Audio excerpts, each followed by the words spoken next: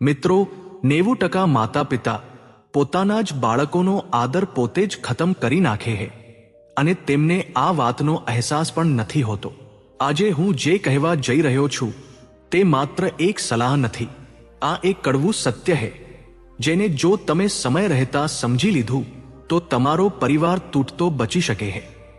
શું તમે ક્યારે અનુભવ્યું છે કે જે બાળક ક્યારેક તમારી આંગળી પકડીને ચાલતું હતું તે જ મોટું થઈને તમારી વાતોને નજરઅંદાજ કરવા લાગે છે? એ જ બાળક જે ક્યારેક તમારી આંખોમાં ભગવાન જોતો હતો તે જ એક દિવસ તમારી આંખોમાં આંખ પરોવીને તમને પડકારવા લાગે છે.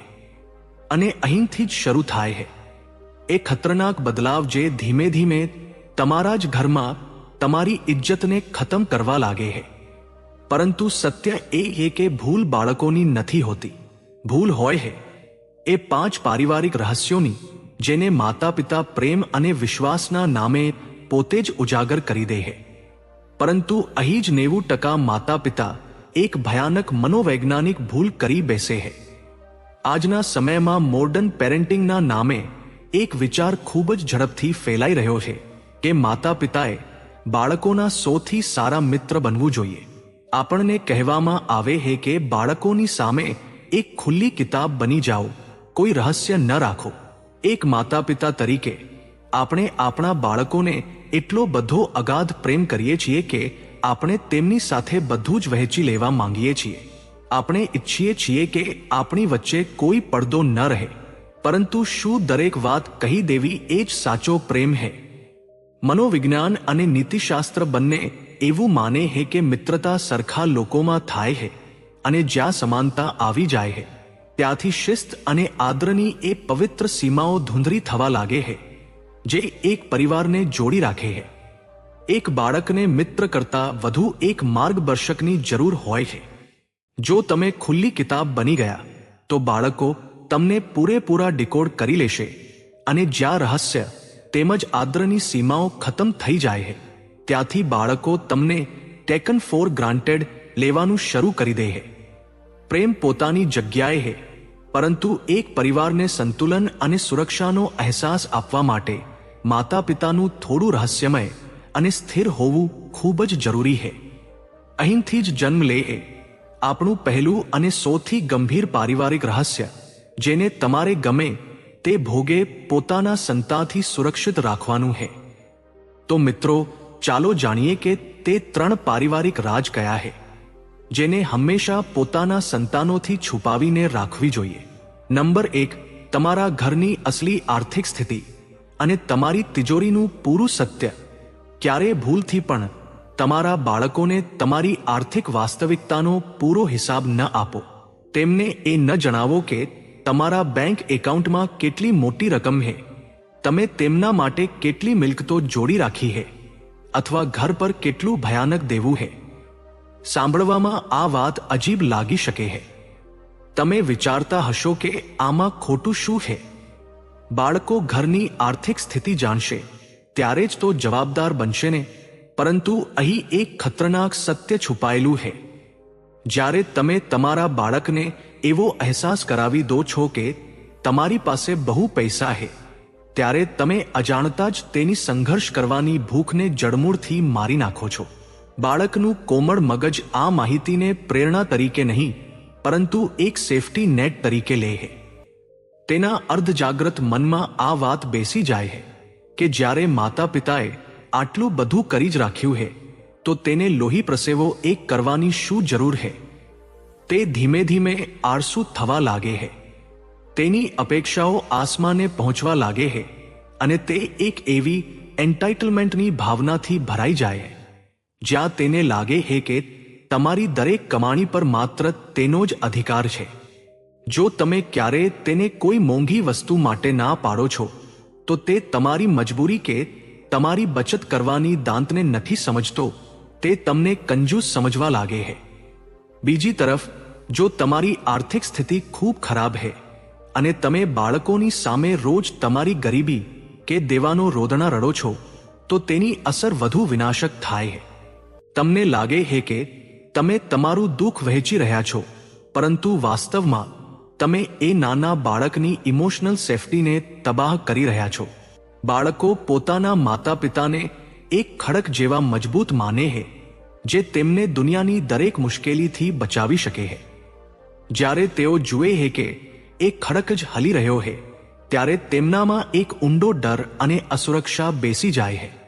ચાણક્ય નીતિમાં એક ખૂબ જ સચોટ સિદ્ધાંત છે કે ધન અને પરિવારની આંતરિક સ્થિતિનું પ્રદર્શન ક્યારેય જાહેરમાં ન થવું જોઈએ. બાળકોને માત્ર એટલી જ ખબર હોવી જોઈએ કે માતા પિતા તેમની જરૂરિયાતો પૂરી કરવા માટે સક્ષમ છે, પરંતુ દરેક સુખ સુવિધા તેમને પોતાની મહેનત અને લાયકાતથી જ મળશે. ધનનું સત્ય છુપાવવું એ કોઈ દગો નથી, પરંતુ આ તમારા બાળકને આત્મનિર્ભર અને કર્મઠ બનાવવાનું સૌથી મોટું શિક્ષણ છે. તમે વિચારતા હશો કે માત્ર પૈસાનો હિસાબ ન જણાવવાથી ઘરનું વાતાવરણ સુરક્ષિત થઈ જશે. જરા એક ક્ષણ માટે થોભો, કારણ કે બીજું રહસ્ય જે હવે હું ઉજાગર કરવા જઈ રહ્યો છું, તે સીધું તમારા બાળકની માનસિક શાંતિ અને તમારા ઘરના પાયા સાથે જોડાયેલું છે.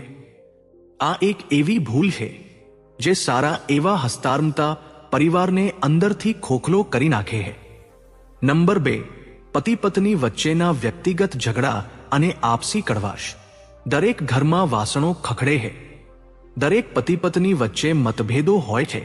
આ સ્વાભાવિક છે, પરંતુ સમસ્યા ત્યારે શરૂ થાય જ્યારે આપણે આપણી ભડાસ કાઢવા માટે અથવા પોતાને સાચા સાબિત કરવા માટે આપણા જ બાળકોને આપણું ઇમોશનલ ડસ્ટબિન બનાવી લઈએ છીએ.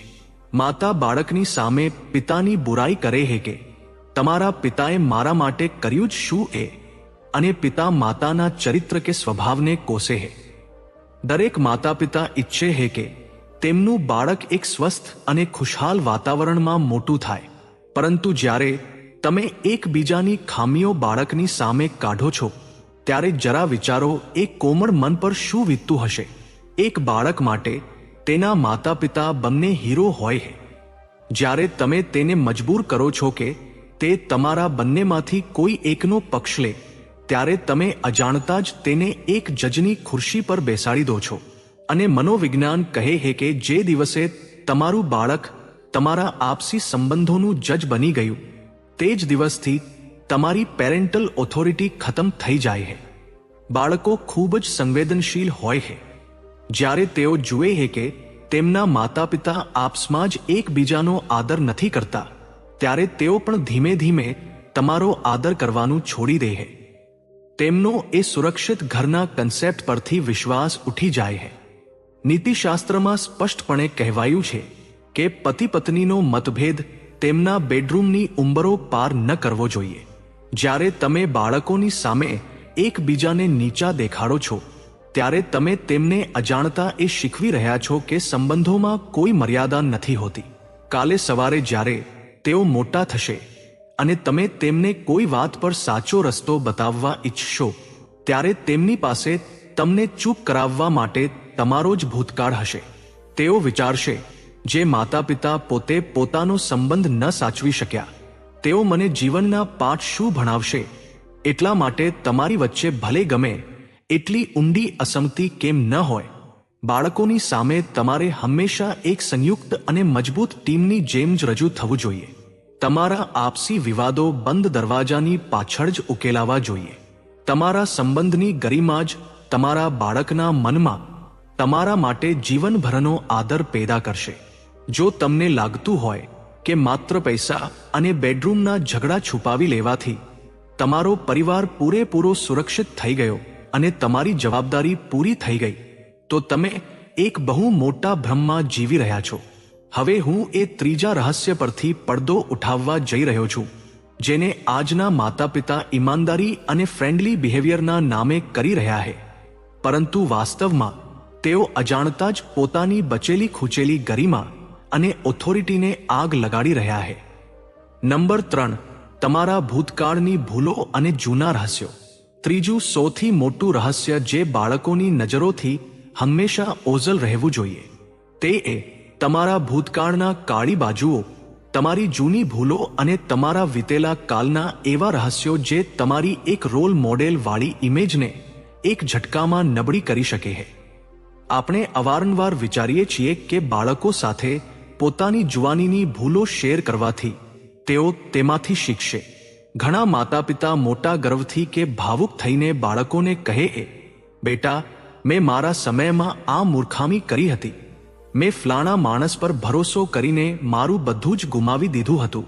અથવા પોતાની જુવાનીનો કોઈ એવો કિસ્સો, કોઈ અફેર કે કોઈ જૂનો પારિવારિક કાંડ જે આજ સુધી દુનિયાથી દબાયેલો હતો. દરેક માતા પિતા ઈચ્છે છે કે તેમનું બાળક એ ભૂલો ન દોહરાવે જે તેમણે કરી હતી. આપણી દાનત બિલકુલ સાફ હોય છે. એક માતા પિતાનું દિલ હંમેશા એ જ ઈચ્છે છે કે તેમનું બાળક તેમના કરતાં વધુ સારું અને સુરક્ષિત જીવન જીવે. આપણે તેમને દુનિયાના ધક્કાઓથી બચાવવા માંગીએ છીએ. પરંતુ શું તમે જાણો છો કે તમારી આ ઓવરશેરિંગની મનોવૈજ્ઞાનિક અસર એક કાચા મગજ પર શું થાય છે? જરા એક ક્ષણ માટે વિચારો. ડાર્ક સાયકોલોજી અને બાળ મનોવિજ્ઞાન સ્પષ્ટપણે કહે છે કે બાળકો પોતાના માતા પિતાને એક આદર્શ તરીકે જુએ છે. તેમના માટે તમે એવા માણસ છો જે ક્યારેય ખોટા ન હોઈ શકે, જે તેમના સુપરહીરો છે. તેમની દુનિયામાં સાચા અને ખોટાની ઓળખ તમારાથી જ શરૂ થાય છે. પરંતુ જ્યારે તમે તેમને જણાવો છો કે તમે પણ ભટકેલા હતા, તમે પણ ગંભીર ભૂલો કરી હતી, અથવા તમારું ચરિત્ર પણ ક્યારેક ડગમગ્યું હતું, ત્યારે તેમનો એ ભ્રમ તૂટી જાય છે. તમારા માથા પરથી એ પરફેક્ટ હોવાનો તાજ ખરી પડે છે. નીતિશાસ્ત્રમાં એક ખૂબ જ ઊંડો સિદ્ધાંત છે કે એક માર્ગદર્શક કે ગુરુએ પોતાના શિષ્યોની સામે પોતાની જૂની નબળાઈઓનું બિનજરૂરી વર્ણન ન કરવું જોઈએ. જ્યારે તમારું એ પ્રભામંડળ તૂટે છે, ત્યારે તમે બાળકોની નજરમાં એક સર્વોચ્ચ માર્ગદર્શકથી નીચે પડીને માત્ર એક સામાન્ય માણસ રહી જાઓ છો. આ પછી જ્યારે પણ તમે તેમને કોઈ ખોટા રસ્તે જતા રોકશો, ત્યારે તેમના મનમાં પહેલો વિચાર એ જ આવશે કે તમે પોતે કેટલા સાચા હતા. તમે પોતે તમારી જિંદગીમાં શું શું કર્યું છે, અને હવે મને નૈતિકતાના પાઠ ભણાવો છો. આનો અર્થ એ બિલકુલ નથી કે તમે બાળકો સાથે જૂઠું બોલો કે પોતાને ભગવાન સાબિત કરવાનો પ્રયત્ન કરો. જીવનની શીખ આપવી જરૂરી છે, પરંતુ દરેક વાત સાચા સમયે અને સાચી રીતે જણાવવી એટલી જ જરૂરી છે. તમે તેમને તમારી ભૂલોનો નિચોડ અને શીખ આપી શકો છો, પરંતુ એ ઘટનાની ઊંડી અને વિવાદાસ્પદ વિગતો ક્યારેય તેમની સામે ન આવવી જોઈએ. જે દિવસે તમે તમારા ભૂતકાળના વિવાદાસ્પદ રહસ્યો તેમની સામે ખોલ્યા, તે જ દિવસથી તેમણે તમને જજ કરવાનું શરૂ કરી દીધું. અને યાદ રાખો, જે બાળક પોતાના માતા પિતાને જજ કરવા લાગે છે, તે ક્યારેય તેમની વાતને એ ઊંડાણ અને આદ્રથી નથી માની શકતું જેની તમે અપેક્ષા રાખો છો. નિષ્કર્ષ, જરા ઊંડાણથી વિચારો.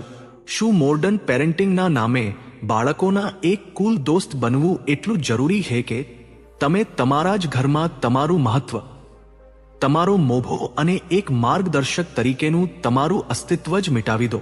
આજે આપણે જે પણ વાતો કરી છે, તેનો ઉદ્દેશ્ય બાળકો સાથે જૂઠું બોલવું કે તેમને દગો આપવો બિલકુલ નથી. એક માતા પિતાનો પ્રેમ અગાધ અને નિસ્વાર્થ હોય છે, તેમાં કોઈ શંકા નથી. તમારા દરેક ત્યાગની પાછળ માત્ર ને માત્ર તમારા બાળકનું એક સોનેરી ભવિષ્ય જ છુપાયેલું હોય છે. પરંતુ તમારો પ્રેમ જેટલો ઊંડો હોવો જોઈએ, તમારા શિસ્ત અને તમારી સીમાઓનો દાયરો પણ એટલો જ સ્પષ્ટ હોવો જોઈએ. જ્યારે બાળકને એ ખબર હોય છે કે તેના માતા પિતા પાસે એક એવો સન્માનજનક દાયરો છે જેને તે ક્યારેય પાર નથી કરી શકતો, ત્યારે જ તે સાચા અર્થમાં તમારી કદર કરે છે. જે માણસને પૂરેપૂરો વાંચી લેવામાં આવે છે, જેની કોઈ સીમાઓ નથી હોતી, લોકો અવારનવાર તેને હલકામાં લેવા લાગે છે. એટલા માટે તમારે તમારા પરિવાર માટે એક પારદર્શક કાચ નથી બનવાનું, પરંતુ એક સુરક્ષિત અને મજબૂત છત બનવાનું છે. તમારી બેંક અને તિજોરીનું સત્ય, તમારા બેડરૂમના આપસી મતભેદો, તમારા ભૂતકાળની એ ભૂલો જેનાથી તમારી ગરિમા ઓછી થતી હોય, તમારી અતિશય માનસિક અને ભાવનાત્મક નબળાઈ અને તમારું ગુપ્તદાન, આ 5 વાતો તમારા સીનામાં દફન એવા રહસ્યો છે જે તમારા પરિવારને એક તાંતણે બાંધી રાખવાની સૌથી મોટી ઢાલ છે. હંમેશા યાદ રાખો, પરિવાર ડરથી નહીં પણ સંતુલનથી ચાલે છે. એક એવું સુંદર સંતુલન જ્યાં અગાધ પ્રેમ પણ હોય અને મર્યાદા પણ, જ્યાં રહસ્ય પણ હોય અને એકબીજા પર અખૂટ વિશ્વાસ પણ. જ્યારે તમે આ સંતુલનને સાધી લો છો, ત્યારે દુનિયાની કોઈ તાકાત તમારા બાળકને તમારાથી દૂર નથી કરી શકતી. અને મોટા થવા પર પણ તેની નજરમાં તમારા માટે જે આદર હશે, તે કોઈ રાજાના મોભાથી કમ નહીં હોય. તો આજે આ જ ક્ષણે એક સંકલ્પ લો. આજથી તમે તમારા બાળકોની સામે એક ખુલ્લી કિતાબ નહીં પરંતુ એક સમજદાર અને બેલેન્સ્ડ પેરેન્ટ બનશો. પોતાની ભાવનાઓ, પોતાની નબળાઈઓ અને પોતાના પારિવારિક રહસ્યો પર એક સ્વસ્થ નિયંત્રણ રાખશો, જેથી તમારો પરિવાર હંમેશા તમારા આદર અને તમારા સુરક્ષિત છાંયડામાં ફાલતો ફૂલતો રહે. જો તમે આ ઊંડા સત્યનો સ્વીકાર કરો છો અને આજથી જ આ સમજદારી ભર્યા નિયમને અપનાવવાનું વચન આપો છો, તો અત્યારે જ કોમેન્ટ બોક્સમાં જઈને પૂરા ગર્વ સાથે લખો ફેમિલી સિક્રેટ. તમારી આ એક કોમેન્ટ એ વાતનું પ્રમાણ હશે કે તમે તમારા પરિવારના નિયમને આજે વધુ મજબૂત કરી લીધો છે. તેમજ આ વિડીયોને લાઈક કરો અને આવા જ પ્રેરણાદાયી વિડીયો દરરોજ જોવા માટે આપણી ચાણક્ય ફોકસ ચેનલને સબસ્ક્રાઇબ કરવાનું ભૂલતા નહીં. આજ માટે બસ આટલું જ.